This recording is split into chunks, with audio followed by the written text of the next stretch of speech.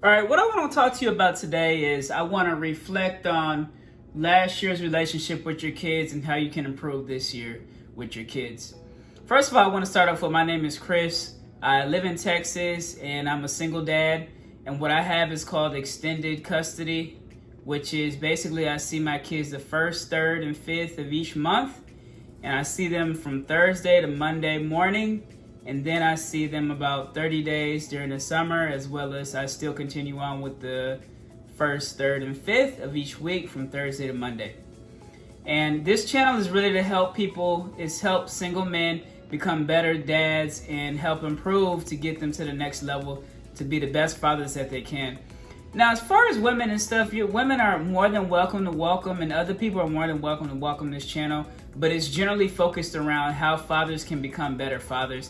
And that's very important, and I just want to help encourage men all around the world to do the best that they can to become the best father that they can if they're in what's called a single-parent household, whether they have the non-custodian rights or as a parent that has the primary custody of the kids, which means they have them more than the other parent has the kids.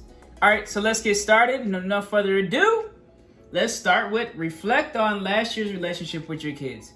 Your relationship with your kids is very important, and I've mentioned that so many different times in my videos because I truly believe that if you build a good foundation with your kids, starting off with your relationship, meaning that you lead and guide them in the right direction, that eventually once they get older, they shall not depart. What I simply mean by that is if you teach them the right things, you teach them the correct teachings, whether it's money, finances, or teaching them about God, that I believe that further on down the road, once they hit their teens, I think you may have some trouble with them because they're trying to break away, which is normal for kids. Then once they hit their 20s, they might still be on that growth spurt to where they try to break away from their family. But overall, as a whole, as long as you teach your kids the right things, they will go in the right direction. So what I want to talk about today is number one, starting off by bad. You should look back on your previous relationship with your kids, no matter if you have a girl or a boy, and you want to look back and say, what things did I do that were wrong? And I'll give you a good example right now.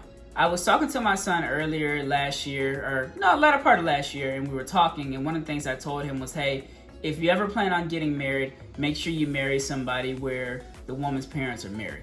Which I think is really good because statistics do tell us that if the parents are married, that the child has a better chance of a success rate within their marriage. So this is statistics, this is data, you can go look it up for yourself, it's all online, and this really is true. What I also looked up too is that if the woman goes to church and that she's a Christian, that if she would have a better relationship as far as with the spouse and also with their kids. What I found to be true is that is also true. So in a way, I kind of apologized to my son and I told him, hey, I wasn't right. So what I explained to him was that, hey, you can make sure that the parents are married, but it's not the end-all, be-all. And what you can do from there is you can also make sure that the woman is like a woman of God and she believes in God and she's going in the right direction as far as the teachings and following and trying to be the best person that she can be, the best version of herself. So I apologized to him and I told him I wasn't fully correct on what I said. And he listened. He's 9 years old. And my little son, we don't really kind of talk about relationships like that because he's 4 years old. So my older son, he just turned 9, just the other day. Just yesterday, he just turned 9. And I just wanted to explain to him that, hey, these are just some qualifications and things you can look for as far as the parents being married.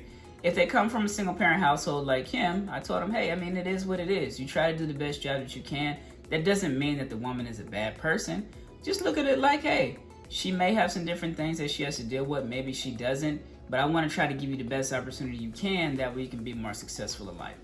So that was one bad thing that I saw. Also, brushing their teeth at night. I didn't always tell my kids to brush their teeth at night. So still focusing on the bad, I tell them now, make sure you brush your teeth at night no matter what the situation is. Because they were brushing their teeth like every now and then and stuff at night. They would always brush their teeth in the morning. They very rarely had a cavity, maybe like 1 or 2. And one of the things I do now is that I just make sure that they brush their teeth at night.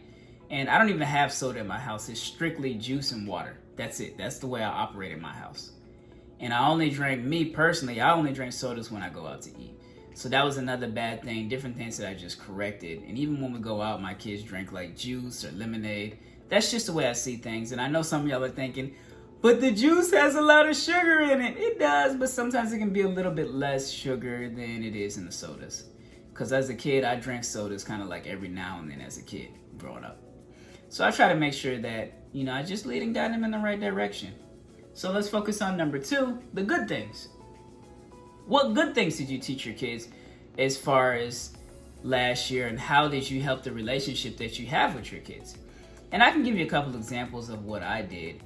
I make sure that now I spend a little bit more time with my younger son than I do with my older son, because as time went on, I used to spend a lot of time with my older son and a little bit less with my younger son.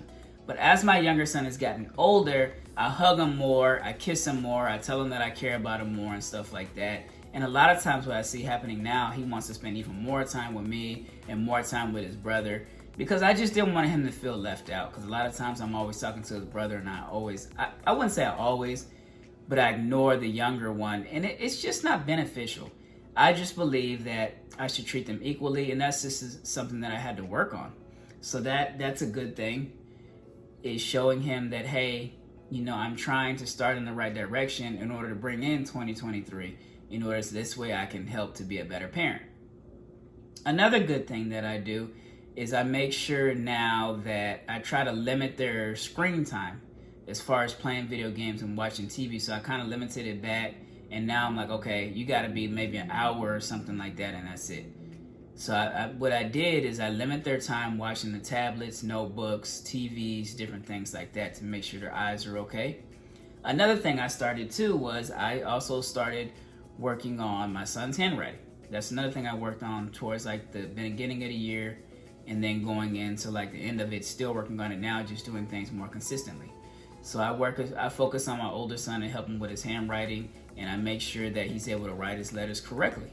And this is just an important thing. Let's hit on one more thing on good. Another good thing is that I try to make sure that every single night that my kids are reading their Bible. And I don't necessarily read it to them, but what I do is I ask my oldest son to read his Bible, and then sometimes he'll read with his younger brother, and then I tell him, hey, I want you to tell me what you just read, because I know the Bible, so I want you to tell me. So then when he tells me, I tell him to explain to me what it is that he read, and then I ask him if he understands it and what is his understanding of it. And we started this a little bit of like last year. So as you can see, what I did was I basically did some good things, some bad things, kind of towards the middle of last year, then going into the end of it, to help improve going into 2023, just being more consistent. Consistency is the key in anything in life. We all know that. If you do things consistently, you have better results. And this is just the way things are. Number 3, how can you improve? So what I did at the end of the year, as I talked about, I looked at everything as a big whole, from the bad, the good, the negative, the ugly. And then I asked myself, what things can I do to improve long term? So I looked at all these different things, and then I said, okay, I know I can be more consistent. What other things can I help them to be better as people? And then I also looked at, I need to stop some of the negative things that I might be doing, whether it be like maybe talking about their mom, or maybe the food isn't always good that we go out to eat, is fast food, fried food. So I try to look at these different things, and I look at everything, and then I say, maybe I can cut this out, or maybe I can do better here, or take this away, take away more fast food, take away more fried food, and then from there, just help them to eat better. Which my kids are already eating better, but every once in a while we'll go out to eat. So I looked at that situation and I said, this is the way I can improve. So overall, let's do a recap. Number 1, reflect. Well, we can read from the title. Reflect on last year's relationship with your kids. Number 1, look at the bad.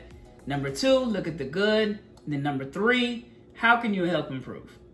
And that's it. I just want to wrap it up as I told you before. And as I always say, I just want you to be the best father that you can be. And this is what my channel is all about, is helping single fathers be the best fathers that they can. So I'll see y'all next time. Thank you. Remember, hey, hit the like button, hit the subscribe button, hit the share button. You got to share it. You got to get it out. We got to get this content out. We got to help single dads all around the world. Thanks. Bye. Got it.